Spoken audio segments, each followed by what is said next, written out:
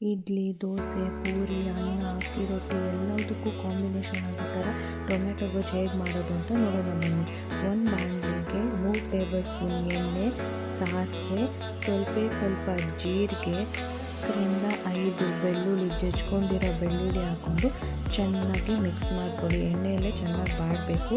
ಆಮೇಲೆ ಕರಿಬೇವು, 2 ಈರುಳ್ಳಿ ಹಾಕ್ಕೊಂಡು ಚೆನ್ನಾಗಿ ಮಿಕ್ಸ್ ಮಾಡ್ಕೊಳ್ಳಿ. ಈರುಳ್ಳಿ ಸ್ವಲ್ಪ ಬೇಯಿಸ್ಕೊಳ್ಬೇಕು. 2 ಟೊಮೆಟೊ ಹಾಕ್ಕೊಂಡು ಮಿಕ್ಸ್ ಮಾಡ್ಕೊಳ್ಳಿ. ಆಮೇಲೆ ಲೋ ಫ್ಲೇಮಲ್ಲಿ 5 ನಿಮಿಷ ತರಕಾರಿ ಬೇಯಲು ಬಿಡಿ. ಅಂದರೆ ಟೊಮ್ಯಾಟೊ ಮತ್ತು ಈರುಳ್ಳಿ 5 ನಿಮಿಷ ಲೋ ಫ್ಲೇಮಲ್ಲಿ ಚೆನ್ನಾಗಿ ಬೇಯಿಸಿ. ಸ್ವಲ್ಪ ಅರಿಶಿನ, ಆಮೇಲೆ ರುಚಿಗೆ ತಕ್ಕಷ್ಟು ಉಪ್ಪು, 1 ಟೀ ಸ್ಪೂನ್ ಸಾಂಬಾರು ಖಾರದ ಪುಡಿ ಹಾಕ್ಕೊಂಡು ಚೆನ್ನಾಗಿ ಮಿಕ್ಸ್ ಮಾಡ್ಕೊಳ್ಳಿ. ಒಂದು 2 ನಿಮಿಷ ಮುಚ್ಚಿ ಅದನ್ನು ಬೇಯಲು ಬಿಡಿ.